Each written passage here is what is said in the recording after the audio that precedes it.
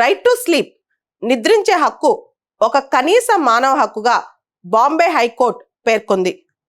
ఈ మధ్య ఒక కేసు జరిగింది. ఎన్ఫోర్స్మెంట్ డైరెక్టరేట్ అర్ధరాత్రి పూట ఇంట్రాగేట్ చేస్తుంది. ఒక వ్యక్తిని రాత్రి 10:30 నుంచి 3 వరకు ఇంట్రాగేట్ చేసి ఆ టైంలో స్టేట్మెంట్స్ రికార్డ్ చేసుకుంటుంది అనమాట.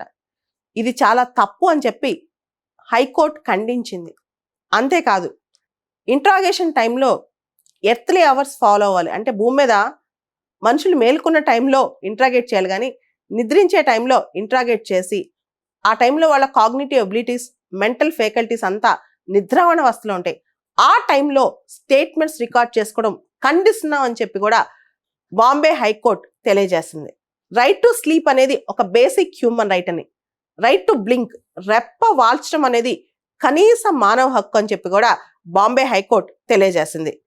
Right to sleep article 21 right to life and Liberty కిందకు వస్తుందని కూడా ఇంతకు ముందే సుప్రీంకోర్టు ఒక జడ్జిమెంట్లో చెప్పింది.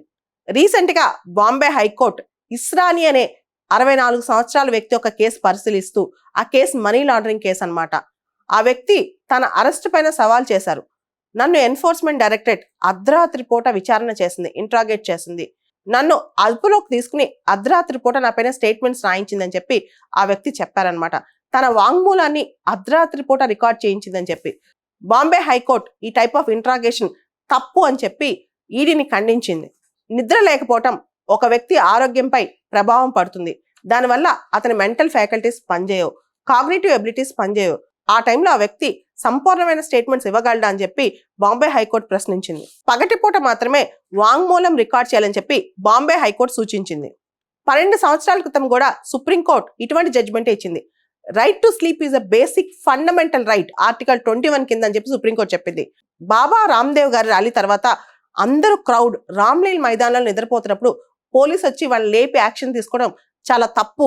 రైట్ టు స్లీప్ వాళ్ళ ఒక రైట్, వాళ్ళ ఒక బేసిక్ ఫండమెంటల్ రైట్ అని చెప్పి 12 సంవత్సరాల క్రితమే భారతదేశం యొక్క సుప్రీంకోర్టు చెప్పింది. 2001 సంవత్సరంలో European court of human rights కూడా ఇటువంటి జడ్జిమెంట్ ఒకటి ఇచ్చింది.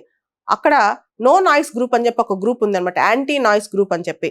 దగ్గరలో వెస్టర్న్ లండన్ లో హేత్రో ఎయిర్పోర్ట్ నుంచి అర్ధరాత్రి పూట ఫ్లైట్ దిగే శబ్దాలు అంతా బాగా నాయిస్ వస్తుంది, బాగా శబ్దం, వాళ్ళ స్లీప్ దెబ్బతింటుందని చెప్పి వీళ్ళు మానవ హక్కుల కోర్టుకి వెళ్ళారు, European court of human rights కి. So European court of human rights కూడా గుడ్ నైట్ స్లీప్ అనేది మన యొక్క ఫండమెంటల్ హక్కు, ప్రజల యొక్క హక్కు అని చెప్పి కూడా తీర్పిచ్చింది అనమాట. సో నిద్రించే హక్కు మన ప్రాథమిక హక్కు, దాన్ని ఎవరు ఉల్లంఘించకూడదు. మన ప్రైవసీ మన ప్రాథమిక హక్కు ఎలానో మన నిద్రించే హక్కు కూడా మన ప్రాథమిక హక్కు అనమాట. ఇప్పుడు